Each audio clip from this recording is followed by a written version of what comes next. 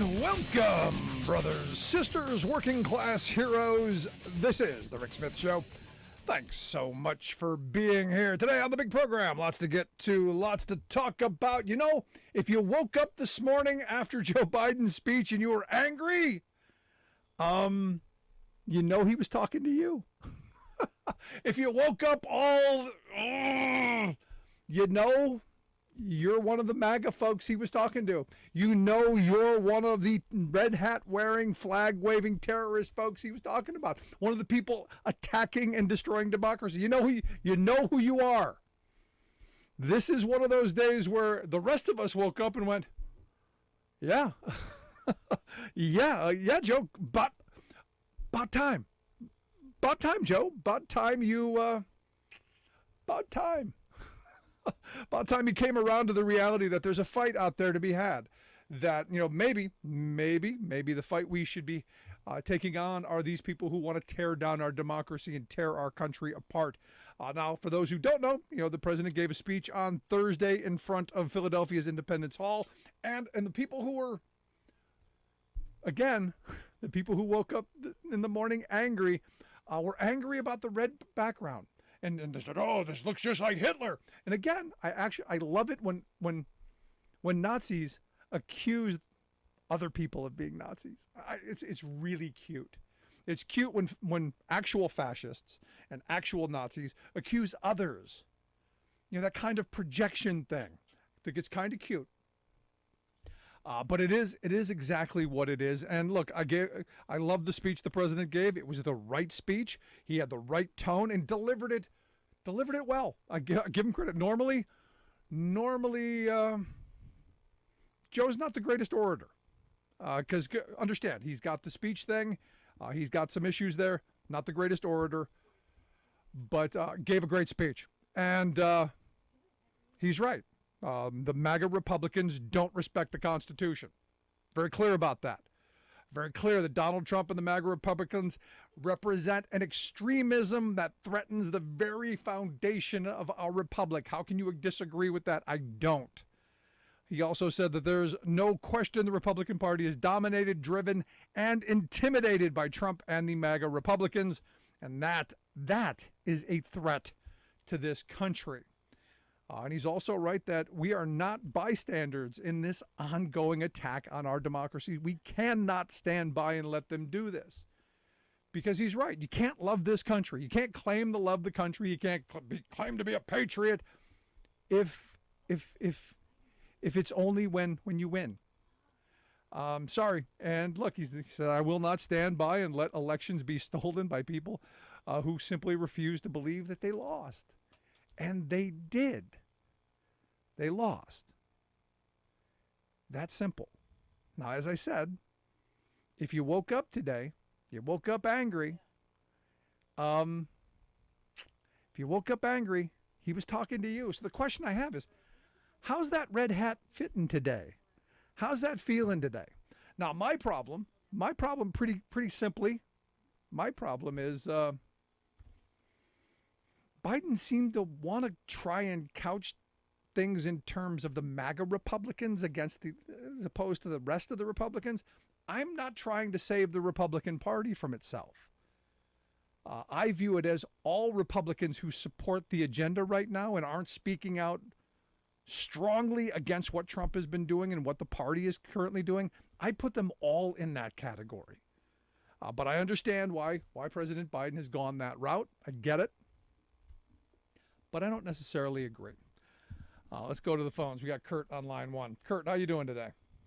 Hey, good evening and happy Labor Day to you, Mr. Smith. Same as you. What's up? So when's Mr. Smith going to go to Washington? That's what I want to know. But seriously, though. Well, that's something we've discussed. But hey, but seriously, though. Last night, President Biden gave that wonderful on-the-mark speech. It had to be said. It had to be done. But here's the thing. All these red hat maggots that are butthurt this morning from being called out for what they are, tomorrow night, Donald Trump's going to be in Wilkes-Barre, Pennsylvania, saying the same stuff about Democrats and liberals and women and blacks and Mexicans and homosexuals and people who aren't Christian. And you know those same people that were so upset about being called out for what they really are. They're going to eat his crap 2 and 3 times over before that speech is done tomorrow night. Yeah, and they're going to prove exactly what President Biden said on Thursday to be absolutely the God's honest truth. And then they're going to be angry that Biden pointed it out. That's the ironic part. It's like looking in the mirror and seeing yourself and being angry by what you see. And you know what? I'm going to say, you brought that up. If Donald Trump did one good thing for this country, and I'm being dead straight serious as a heart attack about this, if he did one good thing for this country, it's he made the average American look at themselves in the mirror and just realize how ugly a human being they really are. Yeah, but my problem with that is they looked in the mirror. They said, I look pretty good this ugly. And, hey, there are a lot of ugly other people ugly, too, and we're going to all come together and, well, try to overthrow our country and go in a direction where we can go get those people that we don't like. That's my problem. Exactly. That is the legacy of the Orange Menace. That and the fact that he so what do you think about all these missing files now? All these missing files that were either out of the folders or in his desk drawer. So was he, one, collecting the stuff for nostalgia? No. Was he going to write a memoir? Well, he doesn't even know how to read, so why would he write a book? Plus, what publishing company wants to take the liability of those lies? Or was he going to trade them for secrets, or was he going to trade them, or was he going to sell the secrets? Or did he? Cash hurt? What's that? Or did he already? The folders are empty. Right. And then my other question is, why was Kevin McCarthy so gung-ho about Donald Trump needs to take responsibility for January 6th, blah, blah, blah, Donald Trump this, Donald Trump that, and then he goes down to Mar-a-Lago, or as Randy Rhoads likes to call it, Mega Loco, and all of a sudden he kissed the ring, and all of a sudden it's like, oh, January 6th was just it's just a tourist. It was just a bunch of tourists visiting. It wasn't anything serious. If there's recordings of telephone conversations, which they say there could be, or if there's stuff on any Congress people, how much blackmail do you think Donald Trump has on Kevin McCarthy to change his tune, as well as all these other people? There is the question, is it not? Exactly. I mean, think about it. Lindsey Graham. He did a complete 180 after January 6th. Kevin McCarthy. All these people that, I would have thought, okay, maybe they're finally seeing the light, and then they go down to Mar-a-Lago and they kiss the ring, and all of a sudden it's like, can't talk about that anymore. He's a good guy. We're on his side. He didn't do anything wrong. So that leads me to wonder, blackmail. Yeah, good point. Good point, Kurt. I appreciate the time, man. Good stuff. Thank you. Bye-bye. You got questions? Got questions. And look, those empty folders, where's that stuff at? Now, they're going to be able to find out what that stuff was supposed to be. Now, will we ever find out? I don't think so. Somebody's going to. Still hope. But as we kick off Labor Day weekend, I hope everyone has a safe, fun, happy Labor Day weekend. For me, this is a special time. Labor Day, our 17th anniversary will be Monday. It's been 17 years we've been doing this little program. Started with the idea of adding some balance to the airwaves, giving listeners an opportunity to hear something other than right-wing blather. We have grown from a single station in central Pennsylvania to being heard on stations all across this country. We want to thank you, our listeners, our friends, and all the folks who have helped us along the way. It has been an amazing journey to this point, and I just wanted to throw that out first because, again, Labor Day is one of these, for me, special holidays because the history that goes along with remembering what it took for workers to build a prosperous working class, and in this moment, what it's going to take for us to move forward to rebuild. And again, it comes back down to the political end of this. It comes back down to us connecting. What Trump has done masterfully, and what Republicans have done masterfully, is divide us, rip us apart, slice and dice. It's what the wealth class has always done well. Slice and dice and pit people against each other on race and on gender and on ethnicity and on religion and on orientation, everything. Hair color. They'll figure out a way to divide people to suit their aims and their needs. It's up to us. It's up to us to come back together. And in the workplace, for me, that's one of the places where we should be fighting to make sure that we are united so we can fight for better wages, hours, conditions. We can fight for better opportunities, not just for ourselves, but for our kids and for the future of this country. And I'll tell you, It's something that we most certainly, without question, have to do. So hope you have a safe, happy Labor Day weekend. I'm looking forward to it. Got to take a quick break. When we come back, Mandela Barnes going to be here. He's a candidate for governor for Senate. Yeah, Senate. He's the lieutenant governor in Wisconsin. He is the Senate candidate out in Wisconsin. We're going to get some thoughts from Mandela Barnes about the race out there with Ron Johnson, the guy who thinks, yeah, we don't need jobs in Wisconsin. Send them to South Carolina. That's okay. We don't need those union jobs. Crazy stuff. Quick break. Right back with Mandela Barnes.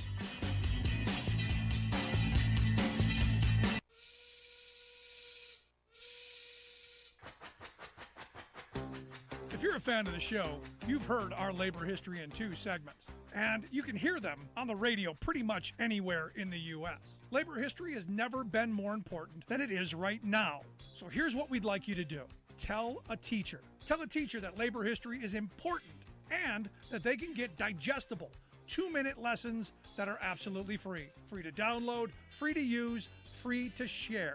Tell a teacher to go to thericksmithshow.com/history and help us put labor back where it belongs, in the classroom. You know, generations of American workers fought, bled, and died to build the American way of life. It's our job to keep their stories alive. Go tell a teacher that we're here to help them do just that. Find us at thericksmithshow.com/history today.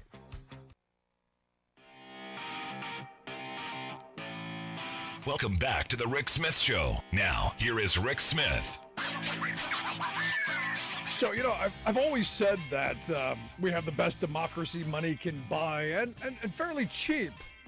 And it appears that today's poster child is Wisconsin Senator Ron Johnson, because the good folks over at Up North News, they've got a report out that says that a number of executives and companies who have outsourced jobs from Wisconsin have given the senator about $77,000 over the years, which I guess, you know, because I've asked this question a bunch, you know, why isn't Ron Johnson angry at that Oshkosh company that wants to take all those union jobs to South Carolina? You go, really? South Carolina? Why did he believe Wisconsin's got enough good union-paying jobs with health care and retirement security and job security and safe working conditions? And I have no idea. Maybe my next guest will have an idea. That's why I've asked Wisconsin's Lieutenant Governor Mandela Barnes to come talk with us. Maybe the guy in November who's going to send Ron Johnson back to his millionaire mansions and to his billionaire boys club.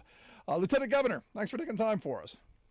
Hey, of course. Thank you so much for having me today. Really excited to talk about the race and talk about our plan to win. Yeah, but I gotta start with this, and I know we're going to talk about you in a second. But you know, watching politics over the years, saying that I'm okay with a thousand good union jobs going to another state, that used to be the death sentence for a senator. I'm completely baffled on how this isn't. Well, that's the thing. It's political malpractice. It is representative malpractice. In fact, it's disgraceful, but it's not surprising. And I'll tell you, it is 1,000 jobs on the surface, yes, but it's also 1,000 opportunities for working class families so that kids growing up just like me can have a fair shot at success. I wouldn't be here today without my dad's UAW job on the assembly line. Now, Ron Johnson's a person who's come out in support of sending American jobs overseas, so I guess we shouldn't be surprised when he lets them go out of state. You know, saying that we have enough jobs here shows the complete disconnect, the lack of understanding of reality that we're experiencing with Ron Johnson, the U.S. Senate. And as you know, the folks over there at Oshkosh Defense have been some of his biggest financial backers. And once again, he puts the interests of his wealthy donors before his own community, his own backyard in Oshkosh. I mean, here's the thing, and for me, this is kind of one of those. I guess it's because I grew up in a housing project on the west side of Cleveland. We were dirt poor by American standards. And I watched as people got those union jobs that Ron Johnson is saying Wisconsin doesn't need. I watched their lives get better. I watched they had food at the end of the month. They got, you know, the kids got bicycles. They got a secondhand car. Eventually they got to move up and out and had better lives. So for me, as a young kid growing up in the 70s in the projects, union job, better life. That to me still stands. So to have somebody in the Senate go, don't care. We're going to send it to the most anti-union state in the country. I mean, there's some symbolism there for me, Mandela. Well, certainly, and the symbolism is the most frustrating part. I was born and raised in the city of Milwaukee. I was, in the heart of the city, and my parents were both active union members. My dad was in the UAW, still very active in the UAW. My mother was a public school teacher for 30 years, very active in the teachers union. I mean, even before that, my granddad moved to Milwaukee after serving in World War II. He was a union steelworker. And while I don't come from a wealthy family or well connected, I'm proud to be from a union household. And I know the struggles that working people face because those are also mine. I also know the triumphs. And that's what's allowed me to be able to connect with people all across this state, because even though some of our lives may look a little bit different depending on where you're from, our struggles, our challenges, but also our hopes are the same. And it was those union jobs, as you mentioned, I'm glad you brought it up. It was those union jobs that gave my family a ticket to the middle class, as union jobs have done for so many other people across this country, especially in the industrial Midwest. There were doors of opportunity that were open for me that so many people can only dream of. And that's actually what's at stake with this election, because the jobs that we're fighting for, the type of jobs that you can raise a family on, the type of jobs that let your kids go to college if that's what they choose, or let you take care of your parents if they get sick and not have to worry about putting food on the table. It is the type of jobs that will rebuild the middle class in Wisconsin and across the country. It is quite clear that Ron Johnson is against opportunities for Wisconsin, opportunities for America, for that matter. I mean, he just voted against the CHIPS Act, as an example. And again, I have no idea how a senator does that. But here again, it comes from different perspectives. I'm sure this is someone who's never seen a day of struggle. This is someone who lives in his mansion, and that, as where folks like you and me, we understand what struggle is. And I talk about this all the time. I have led what is the American dream because of that union card I carry in my wallet. That ideal that I was born believing in, that if you work hard, you play by the rules, that you actually get ahead.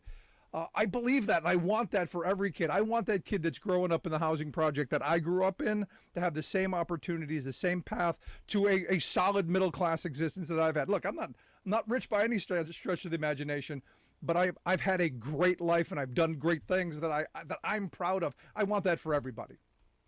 I mean, we're on the exact same page there. I say it often. I want every child growing up in this state and all across this country to at least have the same opportunities that I had. Yeah, I mean, it's time, and this is why we need people like you in the Senate. I hope folks will go to mandelabarnes.com and check out the website, and hopefully donate, because these campaigns are expensive, especially when you're going up against someone who has seen his wealth quadruple over his time in the Senate, and or double, quadruple. He doubled his wealth, and he complained about it. There you go. He complained that it didn't quadruple. Oh, okay. While people are losing their homes and people are struggling to make ends meet, he's worrying about his millions. Not okay. I got it. So Labor Day coming up. What's the message from Mandela Barnes on Labor Day?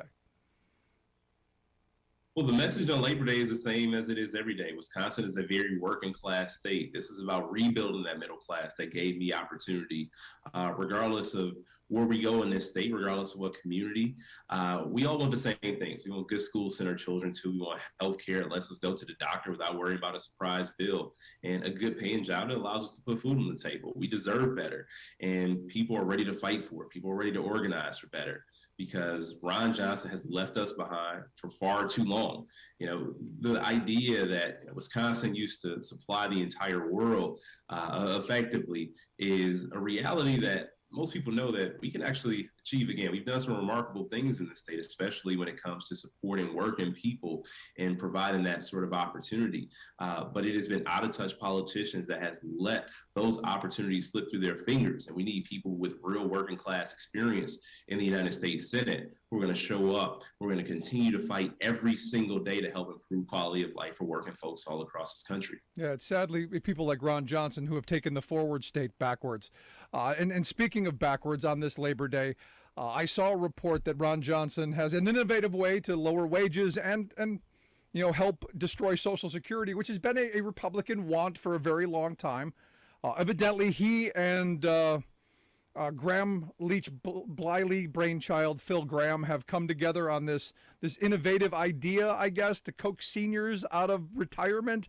And the idea, they don't have to pay payroll tax, they don't have to do any of that, so no money going into Social Security, and we're going to lower wages by more people going into the workforce. This is, for Ron Johnson, an innovative idea to help business.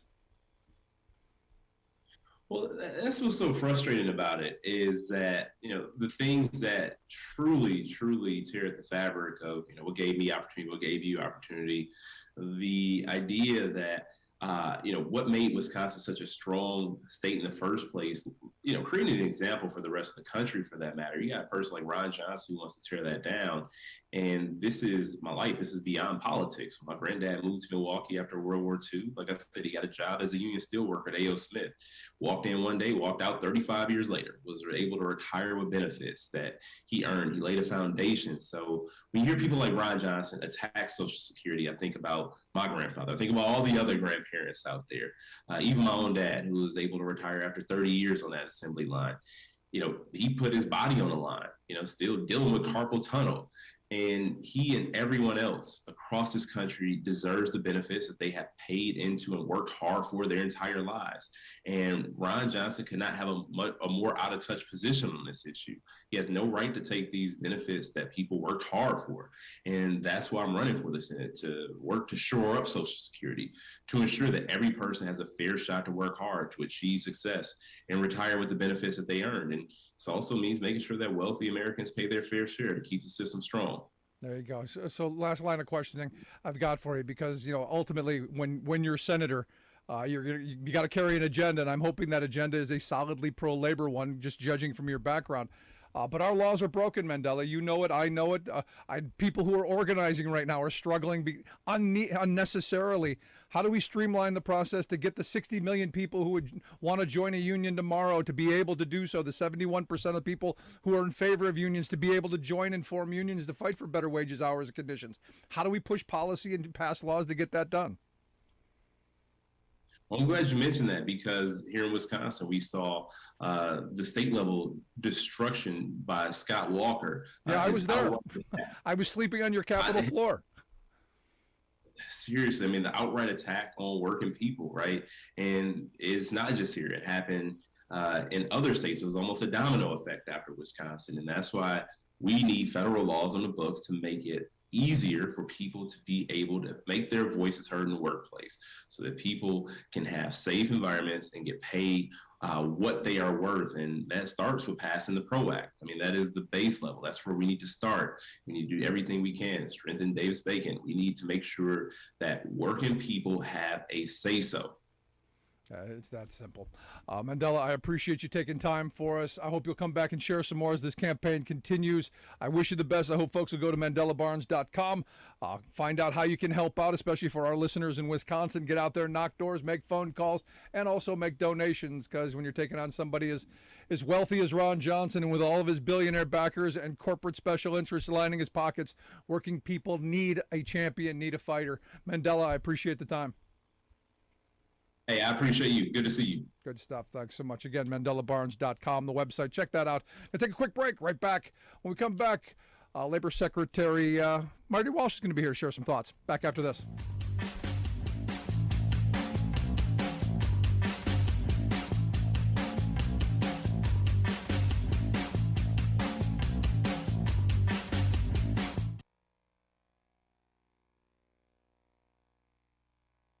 Was 1910. That was the day the Protocol of Peace brought an end to the cloakmakers' strike in New York City. The garment industry had been rocked by the uprising of 20,000 months earlier. Young women had struck hundreds of small shops over pay, recognition, and working conditions. They won ILGWU recognition in all but a handful of shops. 60,000 cloakmakers in the city were inspired to walk out of the sweatshops that July. The mostly male strike force demanded shorter hours and increased pay, the closed shop, and more. Union membership soared, and most of the small shops caved. The larger manufacturers would not, however, and by the end of the summer, the Protocol of Peace was negotiated. Future Supreme Court Justice Louis Brandeis figured prominently in the negotiations. The protocol established higher wages, shorter hours, and overtime pay. It also guaranteed the union shop, elimination of contracting, and monitoring of piecework rates. Even more significant, workers won a union health center, a board of sanitary control, a board of grievances, and a board of arbitration. For the first time, garment workers had access to health care, a way to eliminate sweatshop conditions, and a way to mediate and resolve shop floor complaints. The price to be paid, however, was that workers would give up their most powerful leveraging tool, the right to strike. The agreement was lauded as a step forward for industrial democracy. But soon, many workers complained that the protocol failed to answer a number of shop floor issues. Grievances piled up, and workers were penalized when they attempted to strike to resolve their problems. The protocol would be scrapped for a return to militant strikes during the 1920s. Labor History in 2 brought to you by the Illinois Labor History Society and The Rick Smith Show. For more information, go to laborhistoryin2.com. Here's a hot topic for Labor Day: heat. It's been a hell of a hot summer, exploding the top off thermometers with triple-digit readings across the country. As we're learning, week after week of this debilitating heat intensifies wildfires, causes electric grids to fail, kills millions of wild animals, including fish, burns up crops, and concentrates toxic air. But there's another impact that draws little notice. Heat kills workers. Indeed, searing days of 95, 100, and 110 degrees are killing and injuring more U.S. workers each year than all the floods, hurricanes, and tornadoes combined. Those toiling outdoors, including farm workers, roofers and carpenters, airport ground crews, landscapers, road and street repairers, letter carriers, and trash collectors, are in the direct line of fire for this invisible, insidious killer. But working indoors is no better if there's no AC, for metal and stone warehouses and manufacturing plants become ovens. Then, welcome to climate change. 20 of the last 21 years gave us the hottest temperatures on record. Unsurprisingly, the yearly number of worker heat deaths in that period doubled. Also, researchers have determined that extreme workplace heat is causing about 170,000 people a year to suffer injuries on the job. The impact of heat is poorly understood, even by workers. A sudden heat stroke is not the only worry, for rising body temperatures can quickly fuzz the mind, weaken muscles, numb concentration. So workers fall, their hands get caught in machinery, they touch the wrong wire, etc. This is Jim Hightower saying America's power elites literally don't feel the intensity of this heat. So the richest country in the history of the world continues to subject millions of its people to senseless suffering and death, not even talking about this embarrassment, much less stopping it.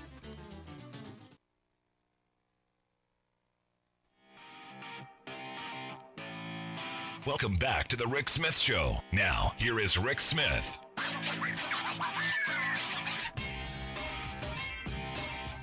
So as we head into Labor Day weekend, Labor's never been more popular. And if you look at the most recent Gallup poll out, Labor's approval rating, what is it, 71%?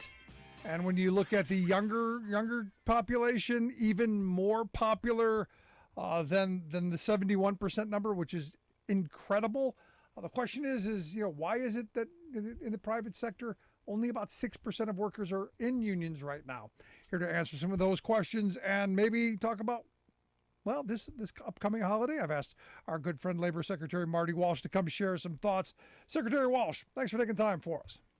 Thanks for having us. Thanks for having me today, I should say, and happy Labor Day weekend to everyone who's listening and watching. So, I talk about often on the program how I grew up in a housing project on the west side of Cleveland, and the struggles of growing up poor, the struggles of that kind of an existence, and how when someone in the neighborhood got a union job, back in the 70s at the Ford plant or the Chevy plant or one of the feeder plants, their lives got better immediately.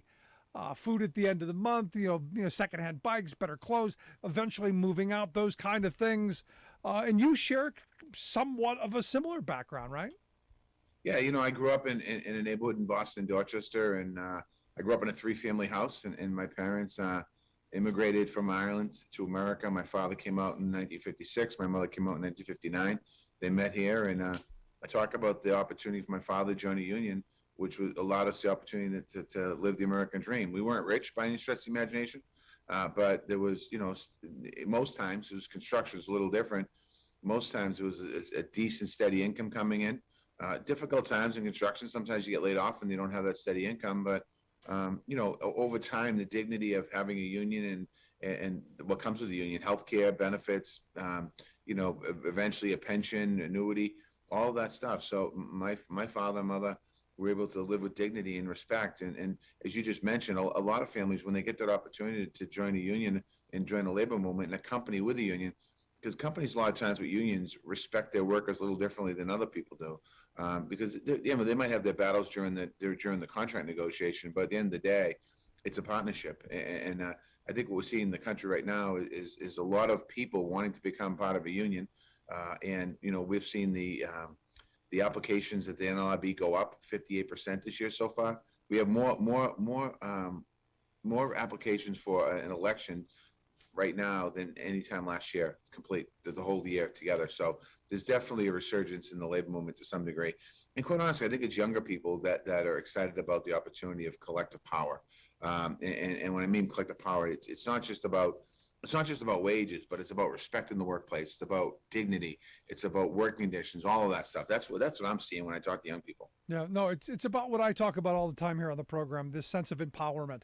I've always had a union job. I've been very fortunate in my working life to have always had a good union job, that I've felt that kind of empowerment in the workplace and also in society as a whole. And I think that's something that's contagious. Once you get a taste for it, it's something that grows. And I think the younger generation watched their parents kind of take a beating over the last couple of decades, and they're not going to have it. No, it's true. I mean, I've had a chance to talk to a lot of these workers. The president had a meeting at the White House one day, and we talked with Starbucks workers, Amazon workers, REI workers. There was workers from the Baltimore Public Library. And what I found amazing was when they all talked about forming a union, none of them talked about wages. They all talked about work conditions. They talked about time off. They talked about all of that stuff. And I thought it was really interesting that this real wave in the movement. When the labor movement started, in the beginning of the late 19th century to 20th century, it was about work conditions and the way people were being treated and paid. And you fast forward 100 plus years later, this type of resurgence of the labor movement. It's some of it's on the same basic fundamentals of making sure that you have good, strong, work conditions in your place of employment. And I think that we'll see what happens now over the course of next year. But I think the labor movement, organized labor, has a real opportunity in front of it. They have a President Biden, that's very pro-labor, pro-union, probably the most pro-union president we've ever had in the history of our country.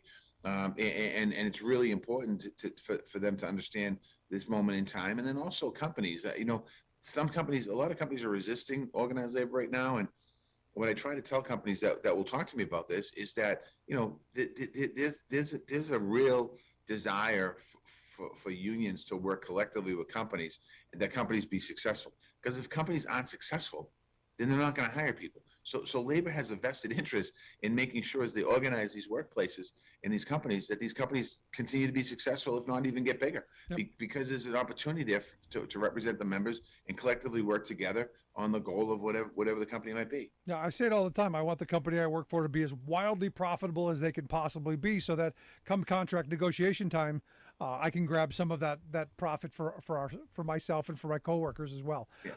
That's kind of the whole process, isn't it? It really is, and it's all, it's about that. And I think that what companies are seeing in the private sector today that might not be organized, they're paying their employees more. And people aren't sticking by. They're going to a better job, and there's opportunities out there today. And, companies in the past, you'd go to work for a company, you might do 20, 30, 40 years there. That's not the case today. And we started to see the change with millennials, where millennials weren't connected to a company for their entire career. And the next generation of young people, it's the same way. The young people graduate college today, that there's a good chance that they're gonna have, by the time they're 20 years in the workforce, they're gonna work for 10 different companies. unless companies, but that's not good for companies. Unless companies can figure out, how do you recruit and retain talented people, and organized labor can be one of those ways to recruit and retain people in your workforce. Yeah, no, I worked for a company for 20 years, and they used to brag at the fact that they only had a 1% turnover rate. That they were able to retain good quality people, and that's how they were able to be profitable. You're listening to the Rick Smith Show. We're here with Marty Walsh. He's the Secretary of Labor. But here's the thing, Marty. You look at the reality. You hear these polls out there, and 71% of the people approve. 60 million people would join a union tomorrow if they could. I don't think most people know, how to begin. And I know that you, as head of the Department of Labor, are in the process of moving towards a one-stop shop of information on getting resources to get people that knowledge to maybe move in that direction, because that's kind of your gig, isn't it? Yeah, it is, and we're going to go live on the website with Know Your Rights campaign. People who have interest in unions will be able to join on and see how to join a union, and there's a place for the labor movement as well, the AFL-CIO and the unions to go out there and to not just talk about unionism, but help people be able to access those unions. And I think that there's, that's not the goal, the responsibility of the federal government. Even me as a labor secretary that's a union member, I don't sign people up for unions. That's going to be the organized labor's role. But what we are going to do is explain to people what their rights are and allow them the opportunity. If they have a question about unions, they come to the website, look at the website, and then it's going to be, it's going to be up to organized labor and different unions to go out and organize and make connections to folks. No, I mean, what's interesting is this is, as you've tweeted out, this is the first ever worker organizing research and knowledge center. And I'm going, the Department of Labor has been around for decades. Why now is this the first time that this is being put together? And good on you for doing it. And thank you and good on you. But why is this the first time this is happening? Because it's the first time in history we have a president that truly believes in the labor movement, that completely believes in the entire labor movement, President Biden. And President Biden feels that people should have the right to free right to join a union if they choose. And he's encouraged companies that if members decide to sign those pledge cards and have a vote to form a union, he asks them to respect that right. And I think that you have an administration that understands and values the respect of the middle class. When you think about the pandemic, this is something that a lot of people don't talk about, but I answer a lot of questions about quitting and quit rates and jumping jobs and people not going back to work and understaffed companies. And if you look at the numbers don't lie. You look at companies that have union members in them and that are organized, they're not having problem recruiting and retaining people. They're not having problems with people quitting their job and going to other jobs. The reason for it is because the workers feel respected. They usually have a pension plan or a strong 401k. They have health care. They have work conditions that they're able to have a conversation with their employer through the process set up. So again, I think that there's something to be said that a lot of people are watching and saying, wait a second, and you mentioned this yourself, the union worker is doing okay because, they might not start out with a roof owning their own home, but they have an opportunity at some point to buy their own home. They have an opportunity to put food on the table. They have an opportunity to retire with dignity. I think people are looking at that saying, wait a second, there's something there. And having some collective power through collective bargaining, it's a good way to go through life as far as an employee. And I think that, all of these different factors are coming together at this moment in time, not due to the pandemic, but the pandemic really caused a lot of concern in individuals in their life, and work-life balance is another one. So I think this right now, you have a president that, he talks about the middle class being built and unions building the middle class, that how important that is, that truly that labor membership is a ticket into the middle class. Yeah. Now you brought up the pandemic and look, a lot of people coming out of the pandemic, internalize that, essential worker title, that frontline hero title, that patriotic kind of pat on the back we gave them for showing up and doing their job. And now that we've kind of gotten away from it a little bit, I think they want that respect that came from that. And then that comes with wages, that comes with hours, that comes with working conditions. I know that you're in the process of honoring those workers at the Labor Department's Labor Hall of Honor, and I think this is the right thing to do. Because we had nurses, we had bus drivers, we had grocery cashiers, we had meat packers, we had all these workers who we called essential. They were frontline heroes, and they got us through the pandemic. And sadly, they've been relegated almost to the back again. I think helping this not a bad idea. Well, that's expected. I mean, unfortunately, I think we know, and I know that folks that are working in those different jobs are essential all the time. They're essential during snowstorms. They're essential during hurricanes. They're essential during tornadoes. They're essential during natural disasters. They always go to work. And during the pandemic, they went to work every day. And in the early days, there was no PPE. They didn't have masks. They didn't understand. None of us really understood what the magnitude of COVID was. But yeah, on Thursday, we honored the essential employee, and we put them in the Hall of Honor here at the Department of Labor. We have a wall downstairs, and there's been some great Americans on that wall that have done tremendous contributions to organized labor and to labor as a whole. There's a few names on there that I'm not sure what their contributions were, but they have before me, so I'll just leave it at that.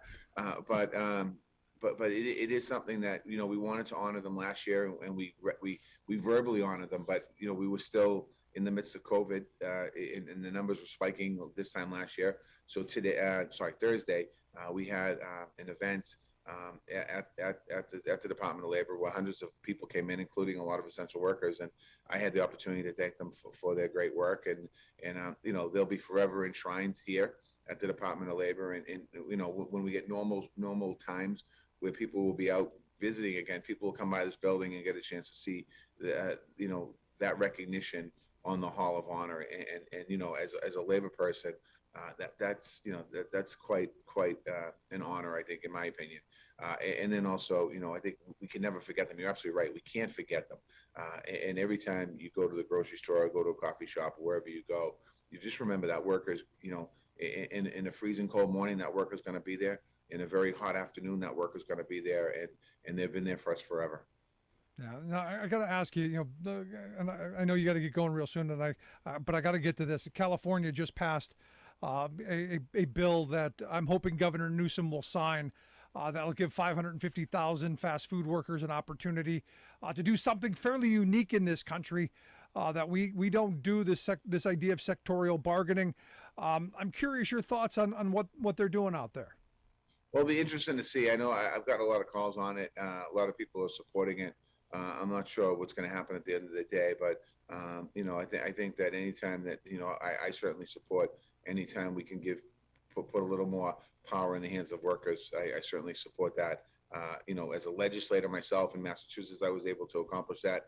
As a mayor of the city, I was able to work with all sides and respect workers' rights and workers' ability to bargain and workers' ability to organize. So, and now as Secretary of Labor, I do the same thing. I support workers' rights. And if a worker decides or chooses they want to join a union, we should allow them. If a worker makes a decision not to join a union, we should respect that too. I mean, let's be honest. That's how it is, and I think that's how I operate, and that's how I've always operated.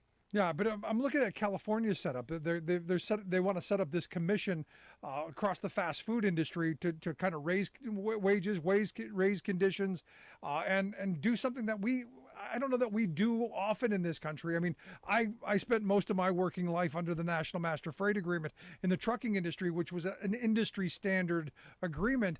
This is using legislation to kind of do that. This is kind of unique, isn't it?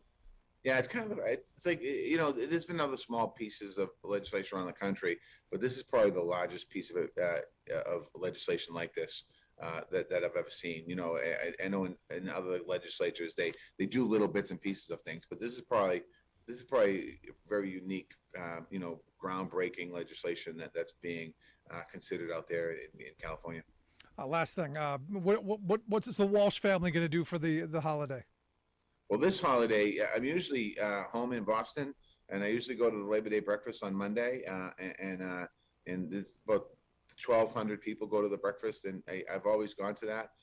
As a legislator, as a mayor, I spoke at it every year as a mayor, and last year they didn't have it, and then this year I won't be there. I'm going to be in Cincinnati on Sunday, throwing out the first pitch at the Cincinnati Reds games with my brothers and sisters in organized labor.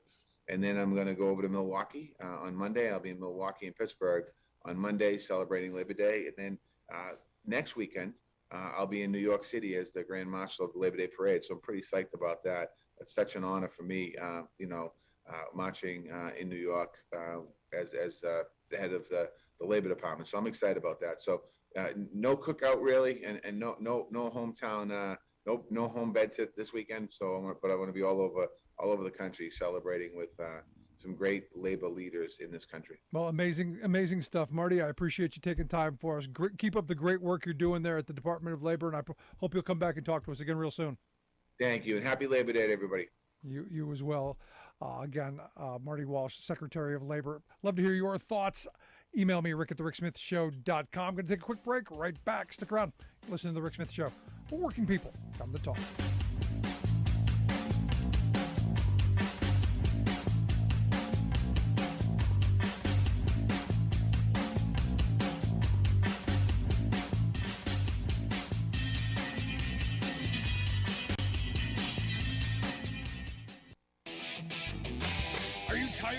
Think tank approved corporate news and commentary? Are you tired of CEOs telling you what to think, who to hate, and who to vote for? Well, welcome to the Rick Smith Show. We don't take orders from some boardroom, and we don't do focus groups or talking points. We don't work for them, and we never will. I'm Rick Smith, and I work for you. Join us daily at thericksmithshow.com and download the podcast and never miss a minute.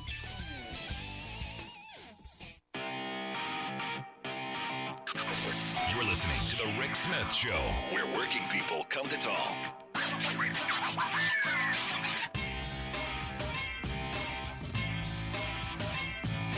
Yes, indeed. Lots to celebrate this Labor Day weekend. And look, I looked to California, and this Fast Food Accountability and Standards Recovery, the FAST Act is what it's called, the Fast Recovery Act, going to give the fast food industry an opportunity to put a floor under their feet. This is not a bad thing. Understand the restaurant industry, the fast food industry, not happy. No, not happy. They've had control for so long. They've had, both hands firmly, implanted on the steering wheel driving the car, that they do not, under any circumstances, want to give up control. And what that control has gotten is poor working conditions, poverty wages, and desperation for hundreds of thousands of workers, not just in California but across the country. They've abused that privilege. And this is one of those moments where you go, well, now it's time for we the people to step in. What I find interesting, and this is another one of those moments where you get people go, well, those jobs are just jobs for people who get their first job. They're just teenagers. Some of the stories I've heard from people who have spent their entire lives working in this industry, and you can say what you want about people who make a career of this. I believe that these jobs deserve the dignity and respect of a living wage. Every job is deserving of dignity and respect. Whether it is a job that teenagers start out at, it's not solely that. Yeah, even when I remember going back to high school, and again, I think about, one of the first jobs I had was working in a fast food restaurant, and I hated it. It was horrible. It was probably one of the most difficult jobs I've ever had, dealing with the heat, dealing with the being burned by the damn fryer, being, just miserable, having to, rush around crazy, and then dealing with the people. I mean, that was literally the worst part of it. And this is one of those things where, I hear these stories from people all the time. And I remember thinking back as a 17-year-old going, I can't imagine these people who are in their 30s and 40s who are working here, who this is their job, this is their livelihood, this is their life. They have to put up with this. And I tell my kids, the story of how I got fired from that job. Because, ultimately, I'm sure you know me. I'm clearly not cut out for customer service. A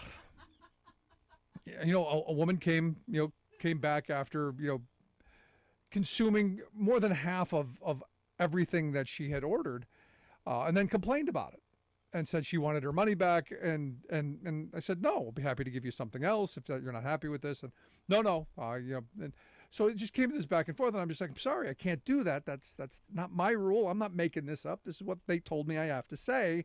I'm 17. What do you want? So she got mad and she took what was left of the French fries with all the ketchup on it and she threw it at me, which then made me very angry. And I picked up the Frosty that was on the counter and I threw it back at her. And, well, clearly that was not the right way to deal with a customer service problem. And I now, as I'm a little bit older, I now realize that was probably not the right way to handle that. But in the moment, and being 17 and not giving a you-know-what about that job, because I had my whole life ahead of me, that seemed like the right choice. It seemed like a good choice to me. And it makes, all these years later, it makes a good story. But here's the thing. I think about, what if that was my reality? What if I was 35 years old and I have a child at home and rent to pay and some, a loved one with health problems? You go down the list of what ifs. I now have to endure not only dangerous working conditions and an overbearing boss with unpredictable hours and, just all of that. I now have to put up with that under no circumstances. And so I look at this council that they want, this fast food sector council that they are going to set up if and when the governor of California signs this, as a good thing, to set a floor beneath everyone's feet so that all of the fast food industry plays by the same rules on scheduling, on working conditions, on treatment of workers, all of those things that a union would do. But we've allowed our labor laws to get so broken in this country and to be so splintered and disjointed that it's damn near impossible to organize the fast food industry because they've insulated themselves with these franchise agreements.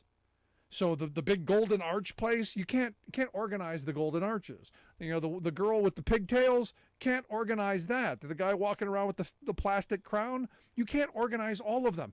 You got to go place by place by place, which is impossible to do. So this is the best alternative, to say this industry, this entire sector, we're going to set some rules. And you're going to compete based on this being the rules of the game. This is fair. And it's something that the industry should want, because they should want their competition not to be on low road employment, but on best quality, on best service. That seems to me, and as consumers, that's what we should want. That's what we should be pushing and fighting for. Instead of having a system set up where we've got people living in homeless shelters, serving us food, taking baths in sinks, or if at all, maybe we should pay them a living wage. Now, in other countries, I know we can't look abroad because we're number one, we're better. Those jobs, again, respectable, dignified, and in ways that people can earn a living. Now, are they living on Madison Avenue or Park Avenue? Are they living high off the... No, but they're making a living. And for me, this is one of those moments. On Labor Day weekend, we should be fighting to make sure that every job, no matter what it is you do for a living, is worthy of that dignity and respect, is worthy of that ability to have dignity in what you do and pride in what you do. That's the amazing thing. Every one of these people I talk to, they have pride in what they do, even if you don't. And this is why I think it's a good thing, and I call on Governor Newsom to absolutely, without question, sign the Fast Recovery Act. If you missed any of the program, make sure you download the podcast at thericksmithshow.com. Small green plants lined the bed of what used to be a frontier lake between Switzerland and France. It's existed for 12,000 years, but now it's relegated to just a small stream. More than half of Europe mired in worst drought in centuries. Climate change action is way more popular than Americans realize. Plus, a country famed for its oil resources, committed to going to sustainable mobility. Saudi Arabia pushes to become a global electric vehicle leader. Really? Yes. All of those stories and more straight ahead from BradBlog.com. I'm Brad Friedman. And I'm Desi Doyen. Stand by for 6 minutes of independent green news, politics, analysis, and snarky comment. There is no climate crisis. It is a hoax, and fossil fuels are a wonderful thing. It is 2022, and that is Virginia Congressman Bob Good. Hey, Virginia voters, it's 2022. Can you please vote that guy the hell out of office? This is your Green News Report. Okay. KCAA Loma Linda, 1050 AM.